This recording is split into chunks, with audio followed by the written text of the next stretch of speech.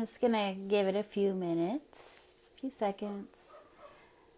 The neighbor's dog just started barking, so hopefully it's not too much of a distraction. I just wanted to hop on because I haven't done a live in like, oh man, it's been months. I know there's been a lot going on.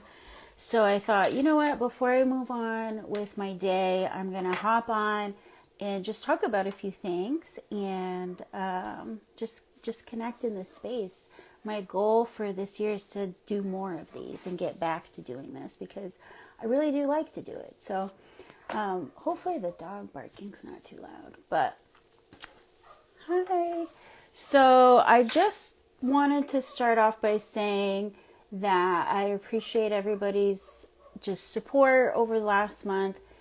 It's been challenging, and I wasn't intending this live or this video I'm going to post up to be getting into all that, but I do want to say thank you so much. I'm still rescheduling sessions from December. There's a couple of you that I've been back and forth with scheduling on, so just let me know. Thursdays and Fridays are the best right now, but I'm flexible on some other days. So if you need another day, just reach out and let me know.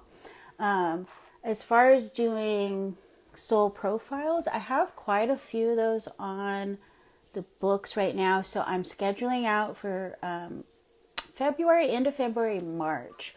And I'm excited about those. I love doing those. In fact, I'm going to talk a little bit about Akashic Records work. And when I first started taking clients, I would do only soul profiles. That was the way that I worked. And I'm going to show my age a little bit, but I used to do Akashic Records soul profiles, and I would actually do the session part over the phone, like a telephone call. So I was thinking about that. I was like, man, I used to really, there was a part of me that really got attached to those phone calls because, you guys, phone call, you don't have to, you're not going to see anybody. So, but with the invention and technology of video calls, it has been great. It has been really great. And it's allowed me to expand the kind of work that I get to do with people without being face to face. So it's been cool. But yeah, Akashic Soul Profile sessions, I mean, they're much better face to face, honestly, which it took me a long time to admit that.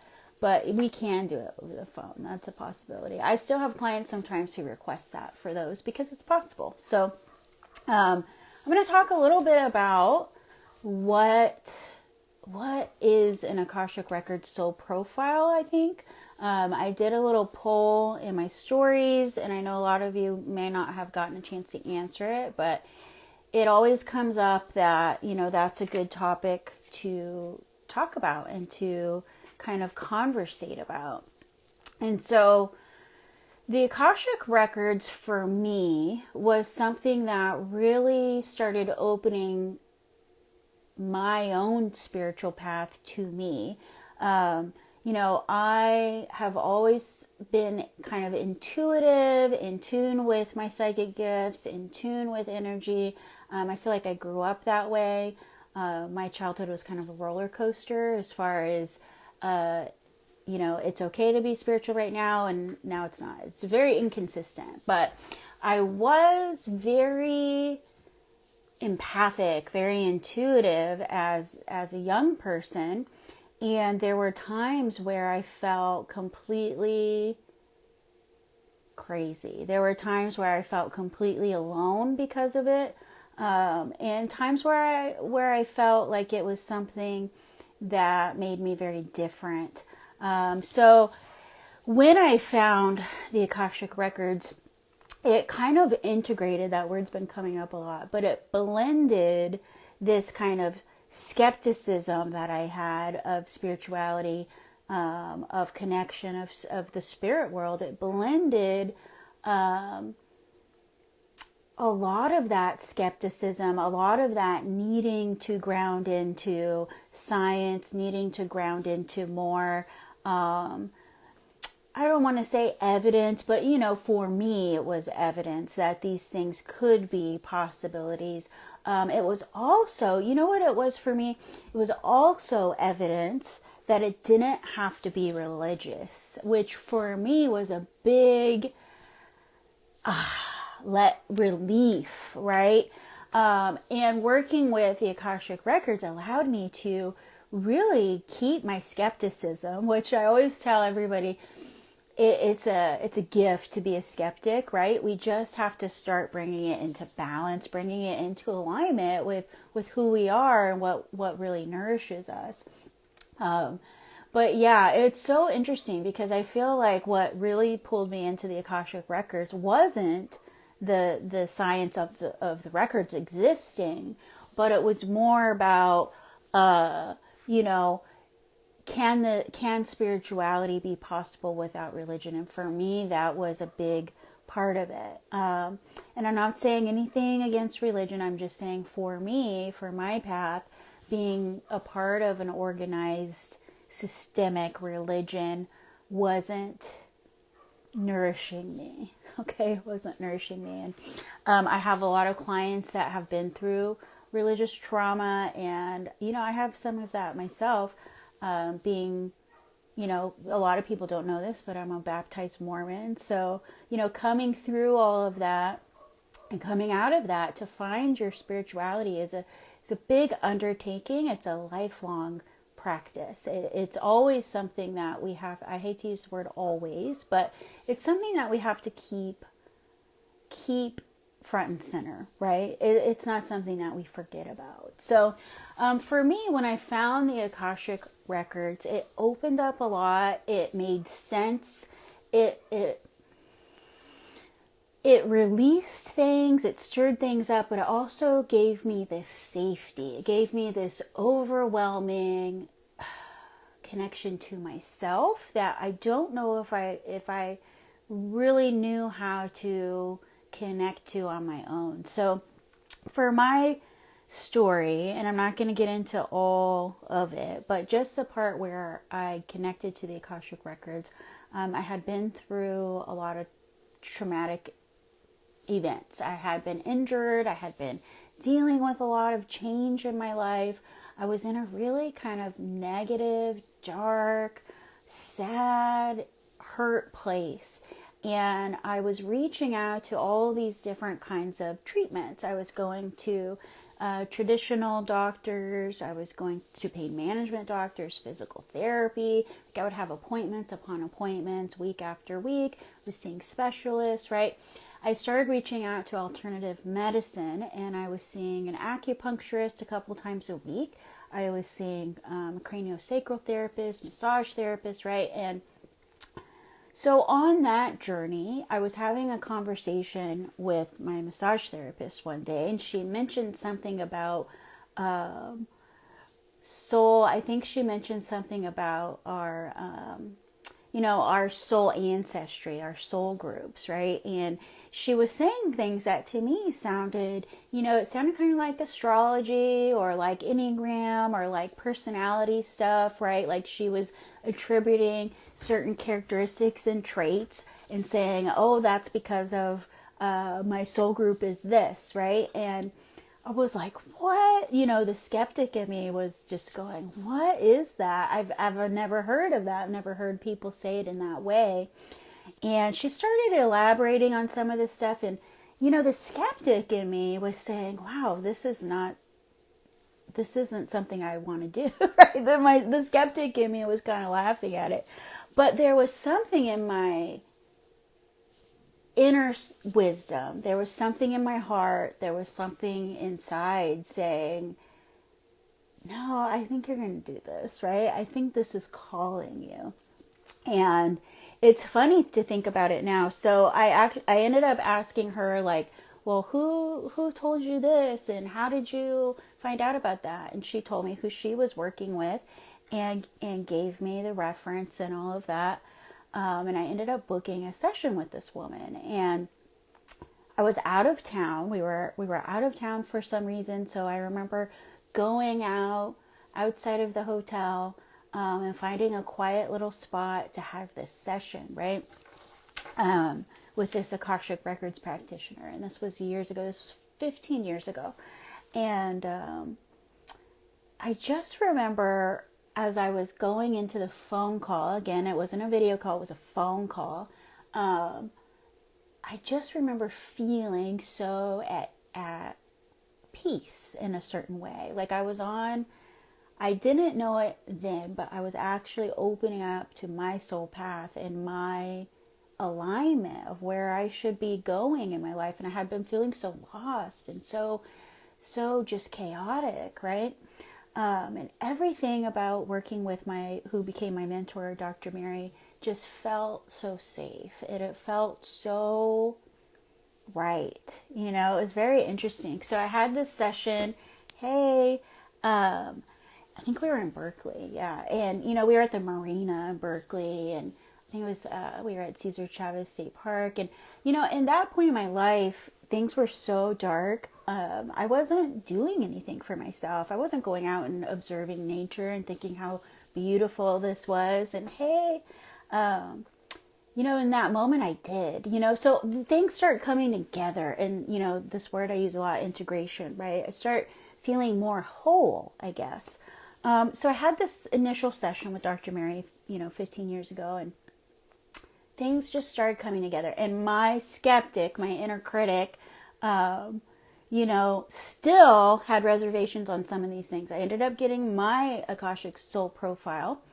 And one of the things that took me years to investigate and to get on board with was the soul group information. That initial information that, my friend and my healer was talking about, that I was like, that sounds interesting, but I'm not sure I'm on board with that, right? But I still felt drawn into it. I still followed into it. And as I continued in the work, it just made so much sense that this is like the realm where I'm going to dive into my gifts, where I'm going to expand my gifts, right? And so I ran with it. I continued to work with Dr. Mary, and it was really, to sum it all up, it was life-changing because I got on my path and I started realizing what I could do. And it's always a journey. It really is. Every day I wonder, if I'm approaching my gifts not in the right way, but in a way that fits, right? I think as humans, that's just part of our human struggle, is how we fit into society, how we fit into these boxes that we have created of meaning, of worth, of value, right? And so oh, okay. Should I hit that? What do I do? Hold on. Hey everyone. I'm trying to. All right. On purpose or an accident. If you hit it on accident, just don't worry about it. Oh, okay. Oh my god, I totally did that on accident. You did on accident. Okay. Well, do you want to stay or go? No, yeah, I'm down. Are you Okay. cool with, like, I don't know, maybe some people in my following would like to kind of hear a little bit about you. I dropped my phone and I said request what? Oh. So no, yeah, That's why, I think you're doing that on accident, but I'm gonna hit it. Okay. Yeah, I say yeah. leave it. I'm cool Yeah, with it. okay.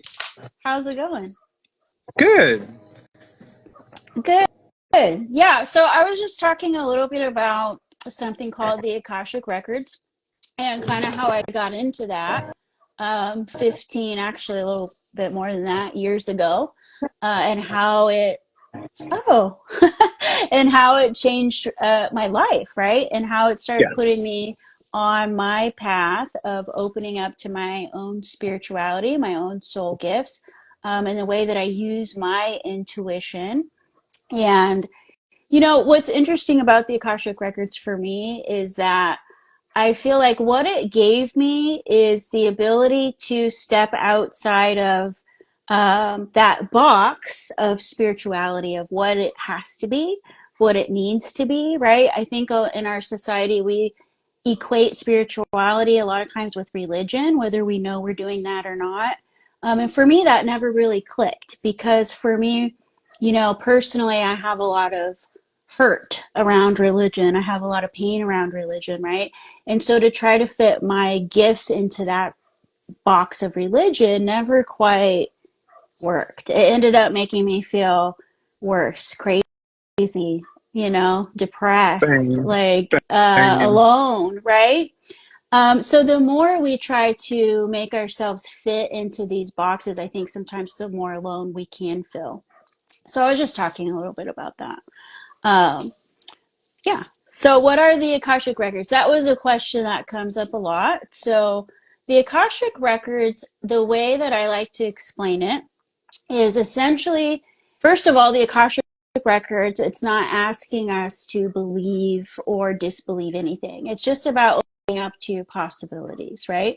So the Akashic Records is kind of like your soul records. A lot of people explain it very tangibly as a library, right? So if you could imagine walking into a big, huge library and you go right to the section with your name on it, right? There's Alfred, there's Sarah, and there's all the books, all the records, if you will, of your experiences as a soul being. So we have past lives, we have all our current lives and possibilities, and we have possibilities in the future there as well.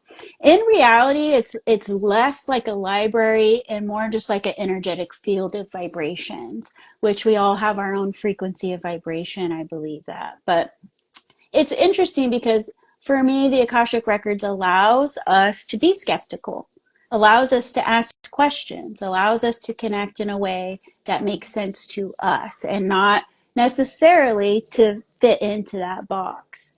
Um, but yeah, so the Akashic Records can help us align with our soul purpose. It can help you open up to your soul gifts, which, a lot of people ask me what soul gifts are. Soul gifts for me are like our sixth sense or things that we can do on a soul level that really nourish us to the core, right? Like helping others, right?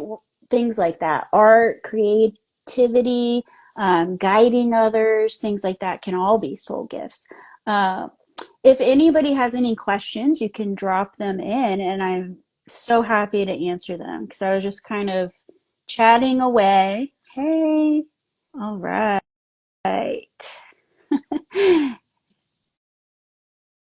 So, okay,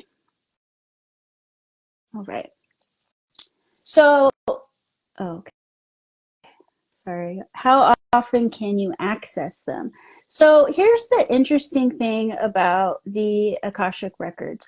You're always connected to your Akashic Records. You could access them as much as you wanted to. In a sense, for you, they're always open, just like your connection to your spirit guides is always open, right? It's just how loud is that frequency? For me, somebody who is not you, like if you were in a session with me, I always open and close the records, and you can do that as often as you feel you need to. What's interesting about that Akashic field and the spirit world, it doesn't operate on our sense of time, right? And that's an interesting conversation to get into about what is time Kind and of does not, time not exist? linear, and yeah, Yeah, time is not linear. linear, Yeah, and so this Akashic field doesn't operate on a time table. So you can access it as often as you want to, or as often as you feel you need to. And what I also love about working with the Akashic Records, it's a tool. And it's a tool that can help you gather information. So for those of us who love to study, who love to get information, who love to keep asking questions, it really lends itself to that because the questions you can ask, the information you can get is really unlimited. And the way that I love to work with the Akashic Records is I love to open somebody's Akashic field and records, and then invite our spirit team or your spirit team and guides to come in and help us pick out what information you need to know at that time or what information would be helpful, right? And so there's a couple different ways I do sessions. I do like a casual session where I kind of think of it as we open the door and whatever starts coming in, we address, right? And then you can do more focused, specific sessions if you have specific questions about yourself or your soul records or your past, right? You can ask those questions specifically. If you have questions about relationships, you can really target in and focus on one thing. So, yeah. What do you think the most common thing that people come up in the records, or like the I don't know, the only thing I reference to when it comes to the Akashic records, to me it's almost similar to getting the organization of it, at least, is very similar to getting like a natal chart or Mm-hmm. astrology chart. And with that one, what do you feel like the most the most like requested part of that, I guess, that people connect with? Yeah. So I think the biggest question and every session is so different, which is something that I love about doing, spiritual work, mediumship work, channeling work, all of that, right? Um, the biggest overall question, I think, is what is my soul purpose? Or am I aligned or fulfilling that soul purpose, right? Am I on my soul path? Those are big kind of overall questions that a lot of people come in with it having. More specific questions, I've had a lot of people want to know about their past lives or about relationships. A lot of times when we get into our second, third sessions or going over our profiles, people are very interested to know if they're connected to people they know now from a past life, right? Have I had lifetimes with this person before, and what was that like, right? Also, soul gifts, I think, is a big one. And some people don't know what I mean when I say soul gifts, but I'm just again referring to if you think about your sixth sense, right? Your intuition, maybe your psychic abilities, your ability to pick up on energy. All of those things are aligned with our soul gifts. So the area of soul gifts again is very big because our soul self, you know, we are so capable and so gifted and so amazing. And when we come into this human incarnation, this human lifetime, there's so many different ways that we can use our soul gifts. For example, somebody could be at their core, their gift is to heal others and help others. And in this human lifetime, they choose to do that through cooking for others, right?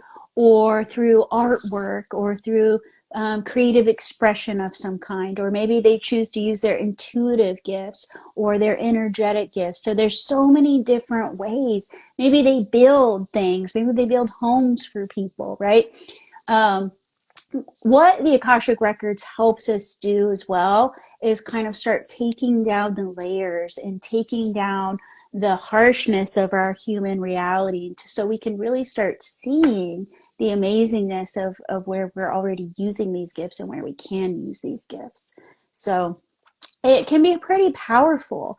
And that's why I like to combine it with things like mental health coaching and other integrations so that we can really benefit from this tool and not just use it for superficial things. But yeah. I will say that the mental health aspect that you do incorporate is very helpful as somebody who is aware of my mental health, and well, not a, well, I mean, yeah, aware of my mental health, and also like the realism of mental health. So I do really appreciate that you incorporate that into your practice, because sometimes I do get a little out of touch with some spiritual people in the community that absolutely are like anti mental health, like anti medication, because it does start to make people feel a little bit less than when, you have people out there saying things like, don't take medicine, use crystal, so I really Yeah. appreciate that you do that. Yeah, thank you. I appreciate that you're aware of all of that too. It can be so harmful. We can look at things. I tend to look at things as being helpful or harmful. And when we take a strong stance against things that could be helpful for somebody, that turns out to be harmful. And personally, I'm just going to share with you all. I have been through times in my life where, people haven't believed in the struggle that we were going through with our mental health, and it's really harmful. It really prevents us from helping ourselves, from learning, from growing, from getting the treatment that we need.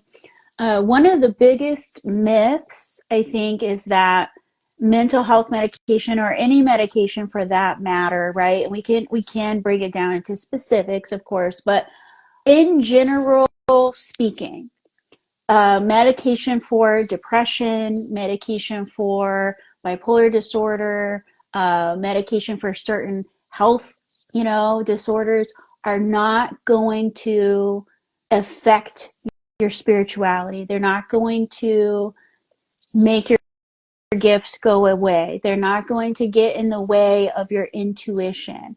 I've had clients, I've had people tell me that they didn't want to take a medication that could be potentially helpful for them, right? Because they were afraid it was going to take away their intuition, take away their psychic gifts, take away their ability to use spirituality. And the reality is that's just not the case. And we can combine things in a way that makes sense for us personally. We do not have to take other people's roles and live by them. We get to expand. We get to be our own people. And only you, and you alone, can gather all of the information and make informed decisions about what you do. So if somebody out there is struggling with something like symptoms of depression or other mental health symptoms, I really do encourage you to get informed, to speak to nurses, doctors, speak to everybody, speak to people like me, and get all the information, like gather all the information you can to make the best informed decision for you, right?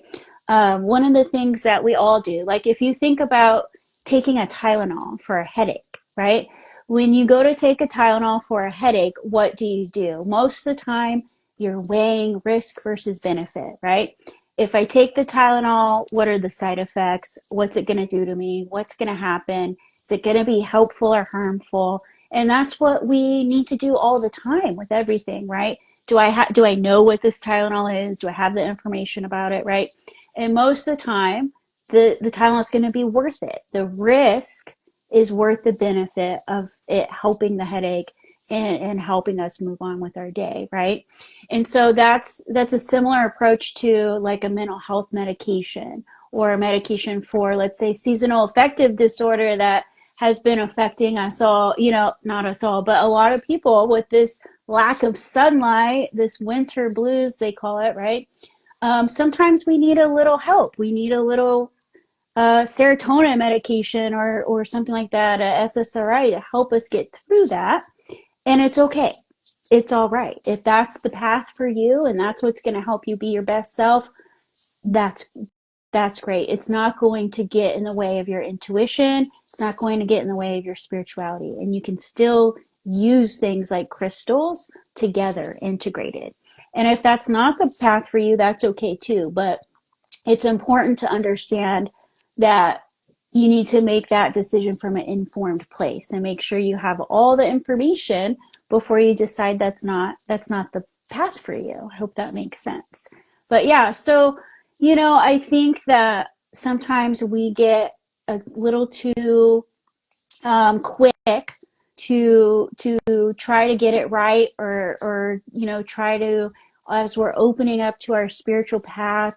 A lot of people, one of the biggest concerns that I get out of, and I've been doing this for years, is that a lot of people, when they're opening up to their spiritual path, to their soul gifts, they worry about doing it wrong, right? They say, I'm just, I'm just worried. I don't know. I'm confused. I don't know if I'm doing it right or wrong. And so part of the process is opening up to trusting yourself, and to know that for a lot of things with spirituality, there is essentially not a right and wrong. If you're staying in that helpful area, if you're not doing harm to yourself or others, there's a lot of room for exploration and experimentation, right? Which is why, I, for one, I do love crystals. I'm very into crystals. For me, there's something that are really soothing, they're beautiful, they're interesting, right? And it's so cool to get into the characteristics of the crystals, and what characteristics they each hold and what benefits they have. And I do personally believe that intention is very powerful. And when we absorb the intention and the energy and the frequencies of those crystals, they can really be such a good tool and such a good complement to our practice. But are they the only thing that we should be looking at or focusing at?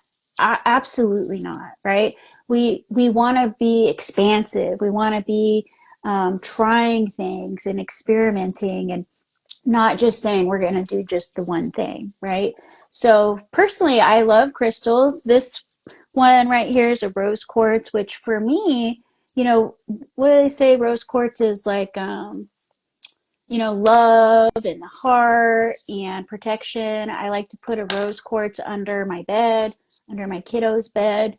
But we also have to match that with our intentions, right? So it's not just the crystal, it's also, what is that crystal allowing us to tap into? What intentions are we putting with that crystal? For instance, when I get the rose quartz and I put it under my bed, with what thought, with what energy, with what intention am I doing that? And that's what I'm sealing in. I hope that makes sense. So as I'm putting that crystal under my bed, I'm manifesting and calling in the intention of love, protection, peace, right?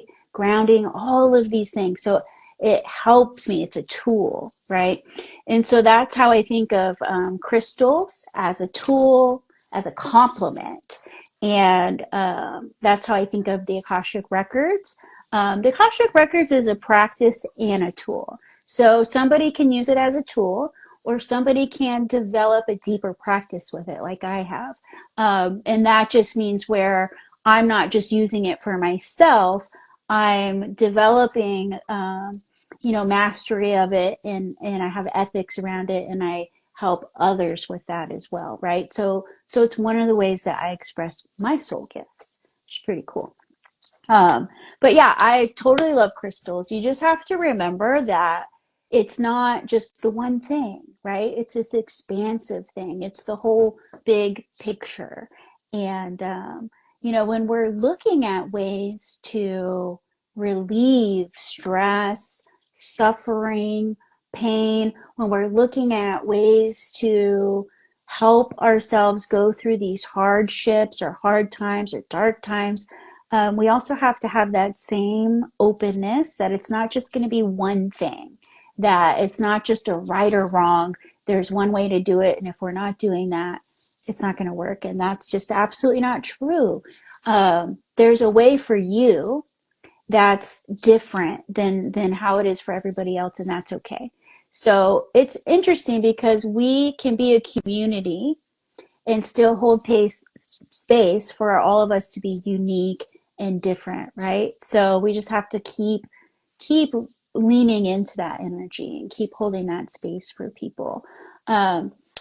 So as far as like what is a popular thing that comes up in an Akashic Records session, one of the things that is cool about the Akashic Records soul session, which is just a session where we open the connection to your Akashic Records, we open the connection to your spirit guides and your spirit team, and any other spirits that may feel invited or want to peek in, right, and connect with you.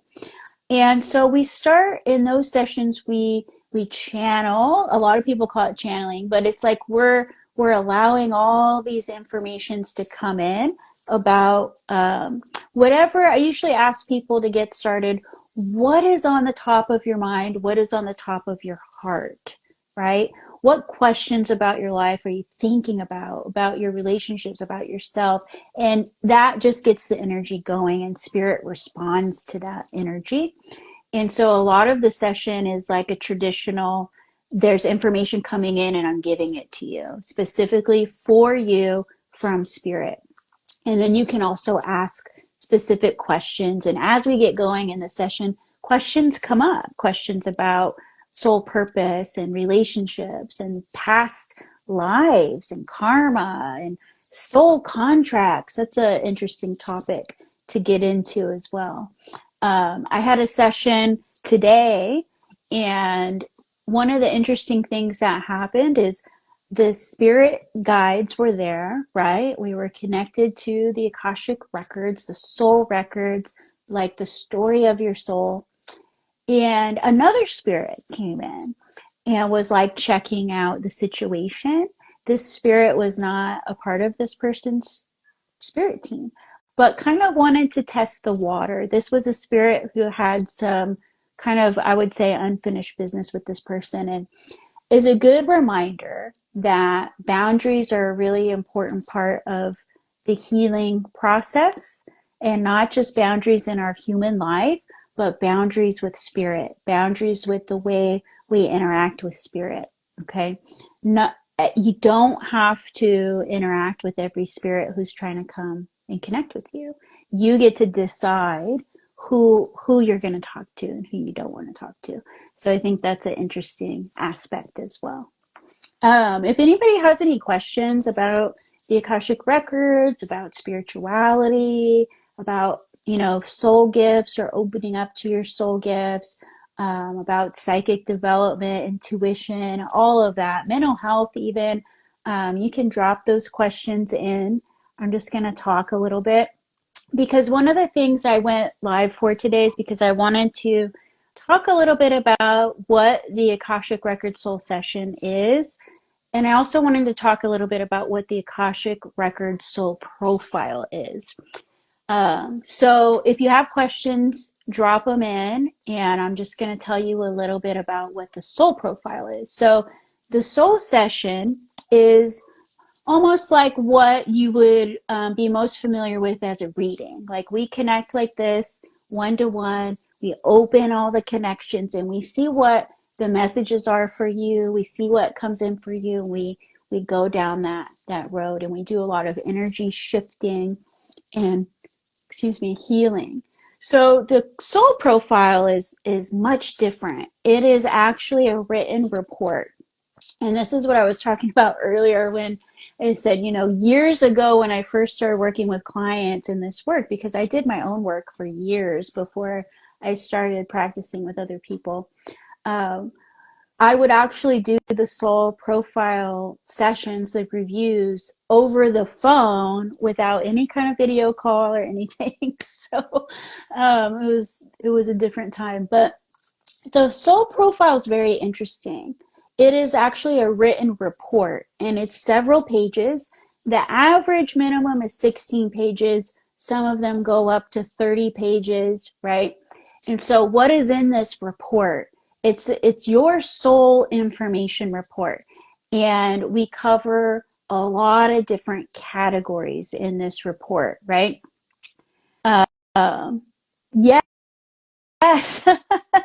Right? Yeah, when I first got into astrology, I used to do all the charts by hand, and I would go to the art store and get those big drawing pads, and sometimes I would put two together, tape them, and I would draw the chart, right?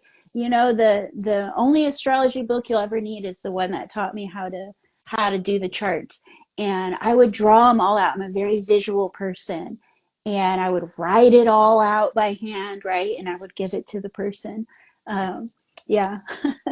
So the profile part of this is what really drew me in, and I grew my practice from there because in the beginning, much like doing the natal chart, just handing it to somebody, right? I could just do this report and hand it off to someone and say, there you go, right? But of course I've expanded a lot since then. But so what kind of things do you learn about in your Akashic Soul Profile report? It's a lot, honestly. The feedback on those sessions is that it's overwhelming. It's a lot of information, but it has a shift aspect with it that when you start acknowledging and seeing some of who you are on a soul level, some of your experiences, some of the characteristics about yourself on a soul level, this really, really cool shift starts to happen. And like I was saying, I felt personally like I was just more wholly myself, like more me than before the report, if that makes sense. And I see some of you might be watching that have had a soul profile report, so you can let me know like what that kind of shift was for you, if there was one. Um, One thing that stands out to me that I think of regularly was the acknowledgement of my guides and how many I may have, and a little bit about them was helpful. Yeah, absolutely. And I think of thank you for sharing that. I think of the Akashic Soul Profile as really a self acknowledgement tool. Um, a huge shift and step in my journey. Yes, got you. Thank you.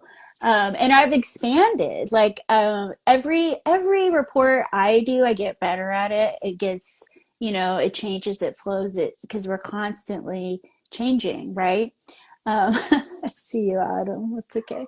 Um, it is that too. It is that too. So, I do the reports such in a slightly different way now, where I include more information. I do a channeled message nowadays. Do you ever get to know your guides by name? Absolutely. So that is a boundary that I have with my work, though.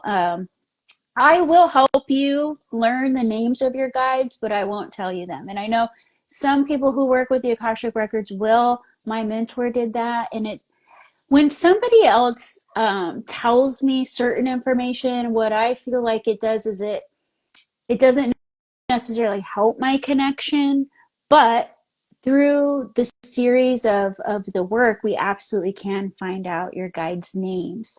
Most people have more than one guide on their team. And it's kind of interesting because the names usually aren't names that, it's usually not people we know well that are on our team. And the names sometimes can be a little like, what? That's interesting, right? Opening up to your spirit guides' names is a whole process of learning to use your gifts and learning to trust your gifts and actually learning to connect with your spirit guides. So I think it's a really cool thing to do. I recently had a client that in a session was connecting with one of her spirit guides and wanted to know the name of her spirit guide. And so what I had her do as a homework, right? So I had her do a special meditation right before she went to bed when she's in that nice theta state in her brain to meditate and ask her guide if they would tell her their name. And they did. And she came back to session, and we were able to connect to her team, connect to her records, and actually give her that validation and say, is the name this? And absolutely, yes, it is. And look what you found out. How amazing, right? And that solidifies that bond and that connection with your guides in such a cool way. So I love to do it that way. But yeah, absolutely, we can find out the names. And your guides have names. They have identification. They look different. You know, it's a very interesting uh, thing to start getting into and unlocking. So thank you for that question. I'm curious to know how you experience the information you receive. Is it visual, intuitive, feeling, words? I'd love to know your perspective. Yeah, thank you for that question, Michelle. So for me, it's a collective experience, and it's one that I've had to cultivate piece by piece.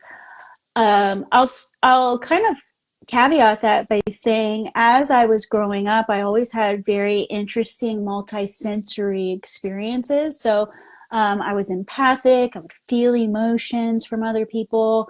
I would see things. Yes, I would see things, and I think some of these things that I experienced in my life ultimately led me to a career in psychology and mental health, to kind of like, that skeptic in me is like, I'm going to figure out what these things are, right?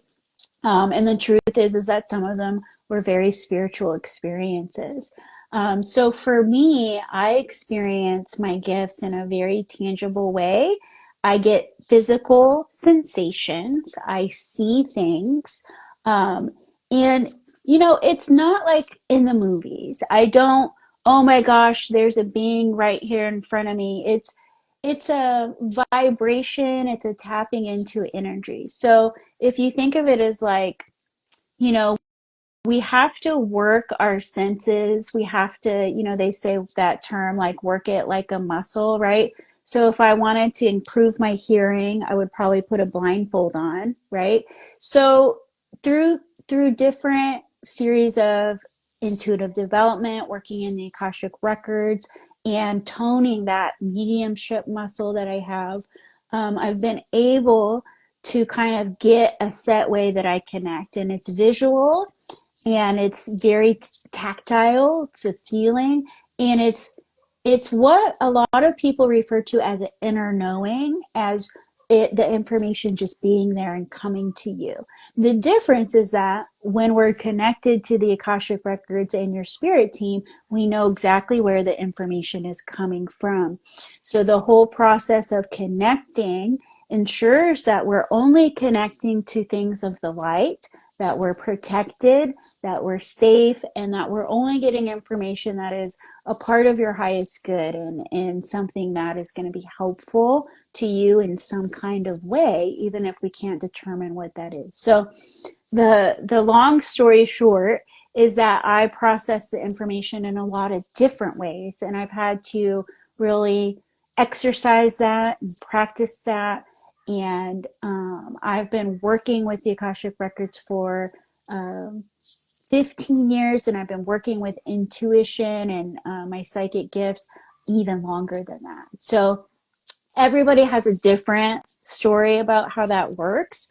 But I think one of the important things to remember is that we can share our experiences with each other and guide each other, but just please remember that there's no right or wrong way to do it. For me, there's only helpful or harmful, right?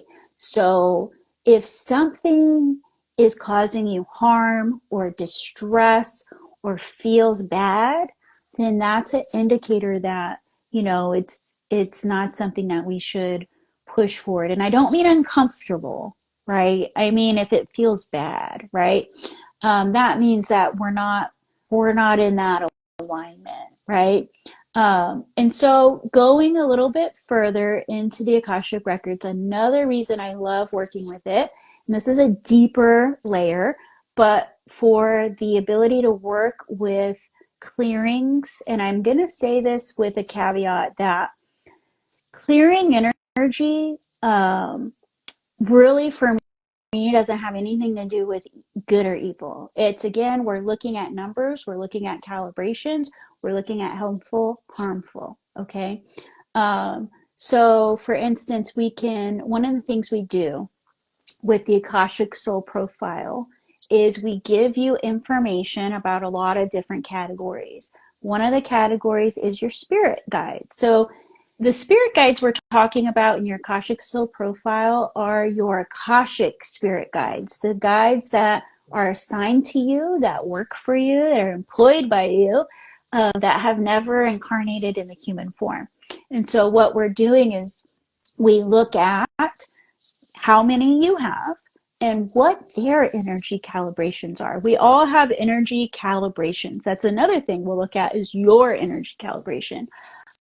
But if we look at the map of the scale of consciousness created by Dr. David Hawkins, essentially it gives us a tangible way to measure our frequencies. So if you've ever heard anybody say that person's got bad energy or this or that, like we're taking that and we're looking at it for real.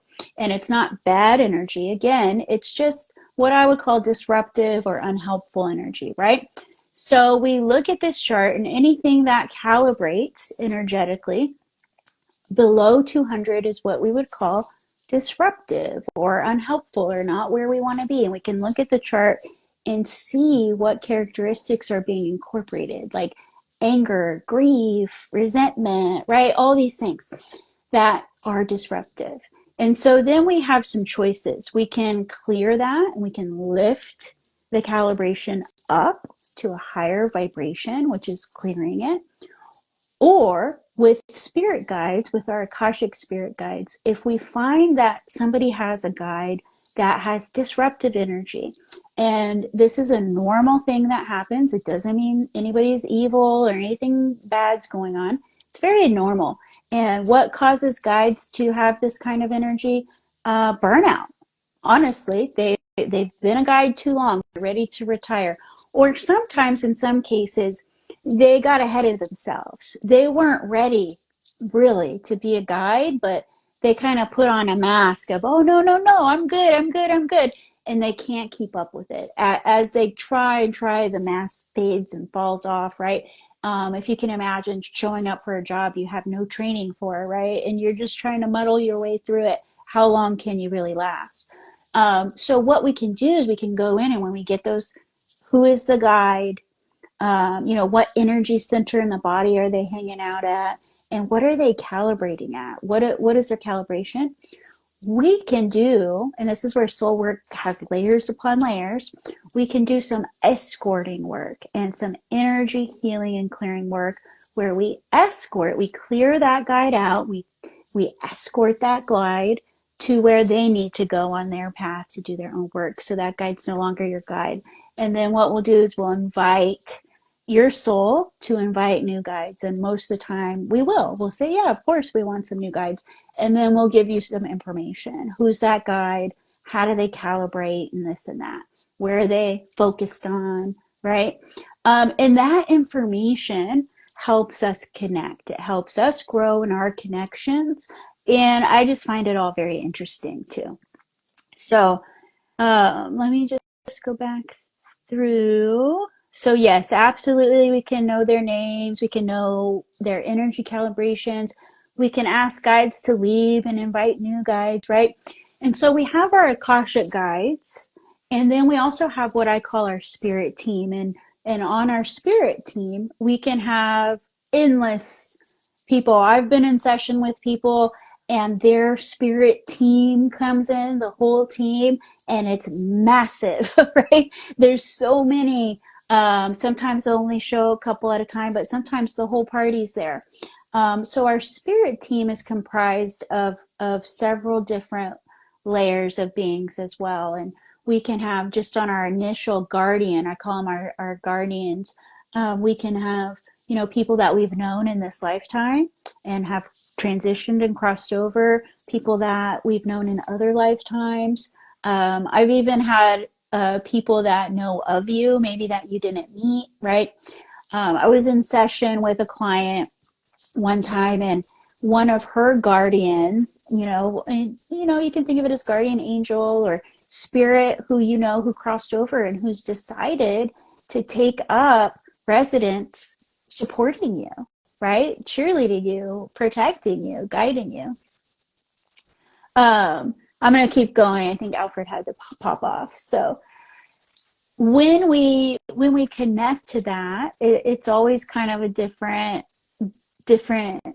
thing that happens. But one time in the session, I had a male spirit come through who was on this person's team, and You know, I saw him very clearly, as if somebody was showing me a photo, but I have his energy here and he's talking to me, and I can see in my mind and my energy his mannerisms, right? And so I started describing it to my client, and she knew immediately who it was. And after the session, she sent me a picture, and it was the exact photo that he showed me, right? It was this person that I was talking to, it was him. And so it was just a beautiful meeting. It was a beautiful connection. And it was a really healing experience for that person as well. And for me, I think I grow from every opportunity as well. So I don't know why this filter got turned on, but let me see if I can turn it off. Okay, that's good enough. Okay, so I just wanted to see, I'm so ready to book my follow-up profile. Yeah, so that's another thing is I recommend like 6 months, but anytime really, you can book what is called like a soul checkup or follow-up, right? And so once you get your initial soul profile done, you can always go back and check the things that change, like calibrations, spirit guides. There's a lot of things. Again, we're talking 16 to 30 plus pages of soul information. So with every Akashic soul profile, I want to turn the filters off. Okay. With every Akashic soul profile report, you not only do you get all the soul level information, right? And why I love the report too is this is what started it for me. This is what started me being able to actually do something with my gifts, right? And do my own healing work. But not only do you get all this soul level information, but you also get a significant past life report, okay? And I'll talk a little bit about past life work if people want me to. You let me know what do you want me to talk about? Where do you want me to go? I'll stay on for a few more minutes, maybe like 10 more minutes. So, okay, make sure I got everybody. Oh, you're fine. You're fine. Thank you for accidentally hitting the button and coming in, and we should definitely do that more often for sure. Yeah, thank you. Thank you.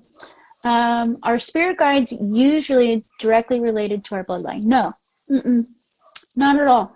So in fact, I think for the most part, so think of your spirit guide, and somewhere on my profile or my feed or whatever you call it, I have a post that says some of the layers of our spirit team, right? So we have teachers, masters, right? We have ascended beings, right? Depending on who we are and what we believe and where we're at, right? We have different levels. If you get, I mean, kind of like a hierarchy, but it's just about knowledge and different jobs that they do. So we have a vast spirit team. We have Akashic guides that are assigned to us. And so usually when I say, you know, our spirit team, I'm relating to our first level, like our guardian angels, our spirit team, right? And so that level, like our first level of spirit team, it can be vast. It can be different sizes. Some people have big ones. Some people have smaller ones.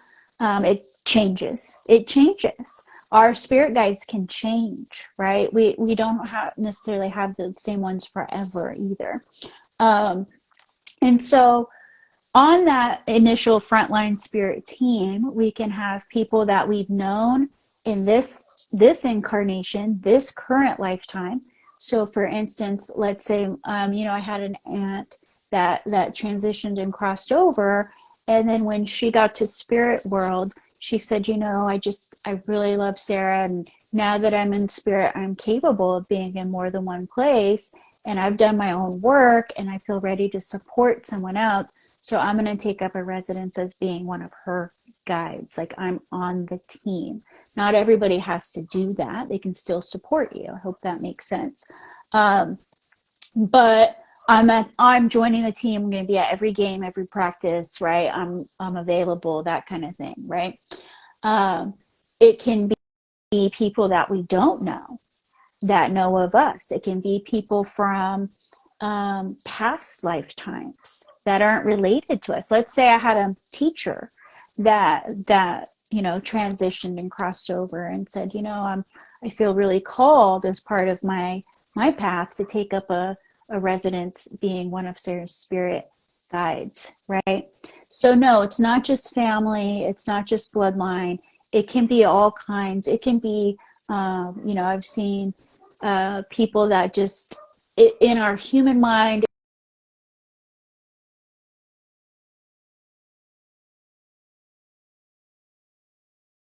ancient people that present themselves in ancient dress and are very, have been with this person for a long time. And some of the guides are newer. Some of them are people that we know. So it's it's a mix. It's diverse. It's very diverse. As far as your Akashic guides, the guides that are more responsible for your soul work, for your soul guidance, right? Those guides don't incarnate. So yes, we can learn their names. Yes, we can know more about them, but they're not souls that we've known, if that makes sense. Yeah. So it's interesting. And again, this is all my perspective. This is all my perspective. I'm not trying to say, this is the end all be all. This is the way that I perceive and the way that I work with things, and I don't find it to be harmful in any way. So, all right.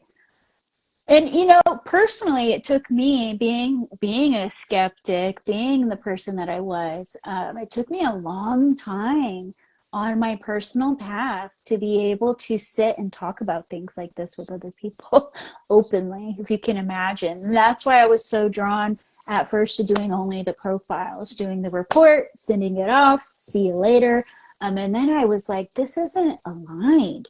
There's so much more work that needs to be done. There's so much more connection that needs to be done. There's follow through. There's practice here, and I began to open up to my path of doing more deeper and more layered and more varied work. And I'm fortunate to have been able to be, on the healthcare, on the mental health path, so that I can incorporate those ethics into the work that I do. But that's a whole nother topic, is how I felt safe enough to start coming out as a spiritual worker, spiritual practicer, right? In a world that was very by the book, if you will. So that's another story as well. And when I finally did, I had a lot of support, and I had a lot of support from my colleagues, which I didn't imagine, right? My human brain didn't tell me that would be so, but my soul knew it. So I was able to follow through, right? So the past life stuff, I'm going to get into that a tiny bit. Excuse me. That's a big topic, right? And so when you get the Akashic Soul Profile, it's again 16 to 30 pages of soul level info that helps you awaken, helps you acknowledge, helps you shift, right? And there's no expectation on how you take in this information, what you do with it. Sometimes just getting it done is enough to have these shifts, right? And sometimes we need to see something, because there's so many layers. We need to see and acknowledge something to make room for the other things to start coming up, if that makes sense. I know I say, does that make sense, a lot. That's because I teach. I do a lot of classes, and I want to make sure that my students are following me, because I want it to be interactive. I never want to just give a lesson and have it be like, right? So that's why I have a habit of saying that. But okay, so in the profile, you get what's called included a significant past life report, which can totally be its own thing. But Spirit has communicated with me and let me know that it's part of the package here. It needs to be included, right? And so why is it significant?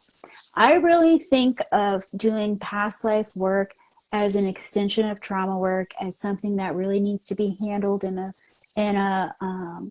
very cared for way. Okay. Some people go in guns blazing. This happened in your past life. This happened in your past life. This.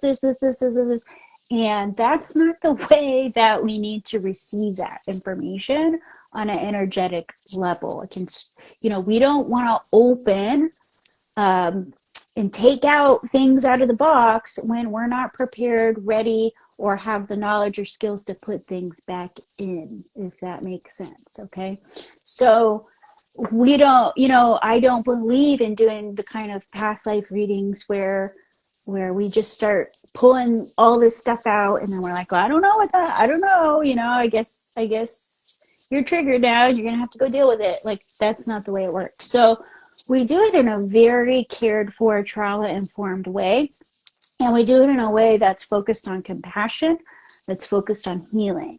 Everybody's past lives have different information, and I really view this as a very personal, very significant type of work and type of message to receive. Okay, so you will receive it typed, and then in our session where we go over the profile, I will read it out to you. Okay, and I'm going to deliver it to you. And as we're doing that, I'm offering energy support, and I'm available after too if anything comes up. Sometimes people get their past life information and they're like, that's interesting, because it aligns for what you're going through at that moment in a certain way. So the way that I access this information, I want to talk a little bit about that. I connect to your specific Akashic records or soul level records, and then I invite your guides, your team in, and I say, okay, what significant past life does Karen need to know about right now at this moment in her current lifetime? What would serve her, right? And again, it could be for a number of reasons. It could be because there's alignment there. There's something energetic that needs to be seen and released. It could be that, we need to get through, acknowledge this and make room for more. It could be a lot of different reasons, but consistently over the past 6 years or so, these significant past life reports every single time have been, wow, that speaks directly to something that makes sense to me, that speaks directly to a part of me that I didn't know was there. That I've had situations where it's been similar situations that occurred in their past life as opposed to this one, right? So it's very deep work. It's very deep healing work. And it requires a certain kind of level of availability and openness and willingness to receive. I will say that. But your guides know what you can receive right now, and they will go with that. So they can be very detailed. I try to get information that's detailed about geographic location, time period, characteristics about your personality, about things you liked or didn't like, about looks, right? Just so you can really embody that and connect with that if you want to. And again, there's no prerequisite. There's nothing that you have to do other than being willing to do the report. Because what I find is that by the time you book that Akashic Soul Profile, there's already been a lot of work being done on your part to get you to that point, right?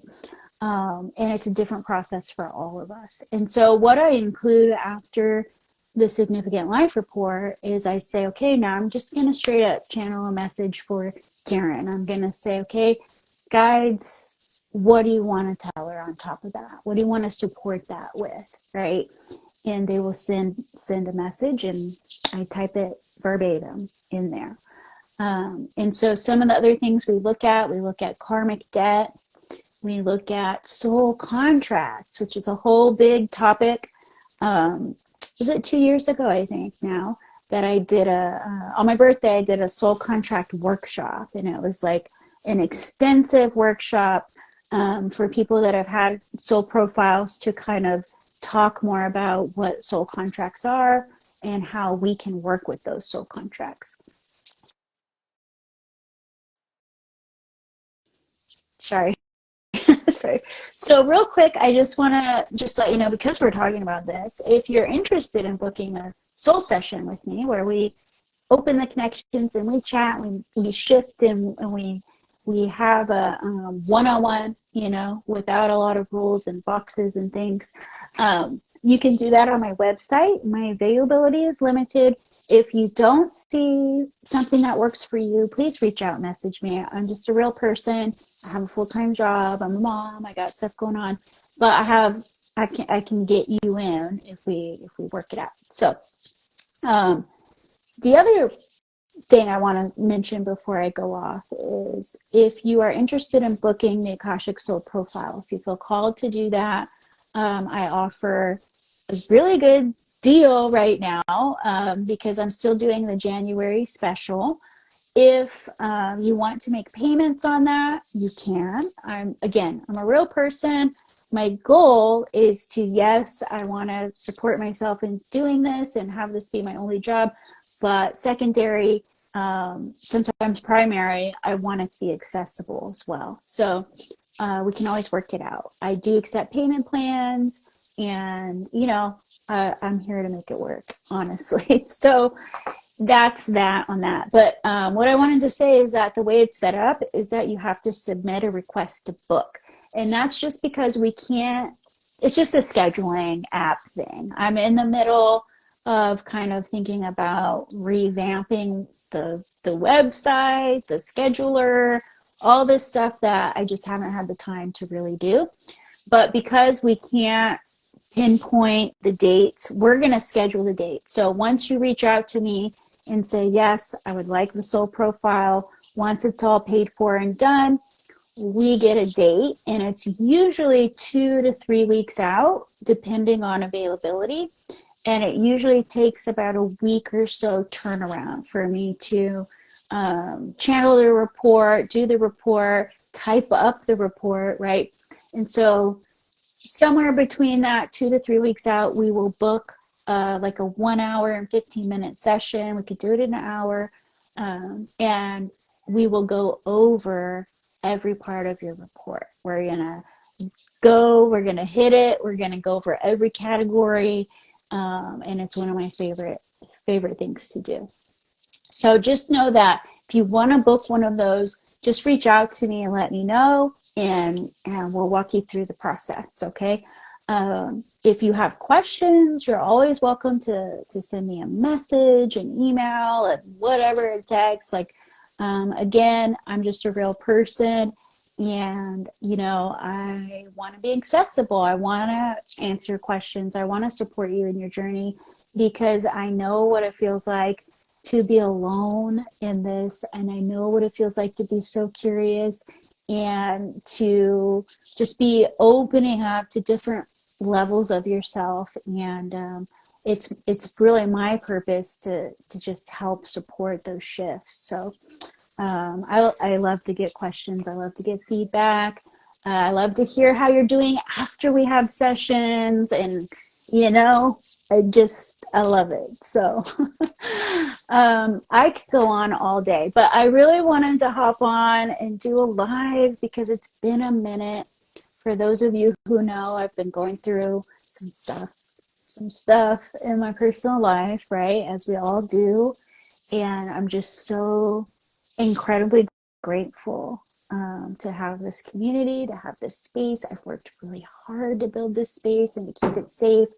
And I just want you all to know that you're always safe in this part of the internet and this part of the world. Like, this isn't just doing a live, this is getting on and really connecting with you. And I hope you know that and feel that. And it's just super important that we keep connecting in those ways. Thank you. Oh, thank you so much. You're wonderful too. For those of you who may not know, I also offer one-on-one coaching. It's just very limited right now because of time and scheduling. But if that's something you're interested in, again, we'll talk. So, all right. And I'm going to try to pop it on more. So let me know what you want to hear about, what you want me to get on here and rant to the internet about, and I'll film. Okay. All right. So thank you all so much. And thank you for your time.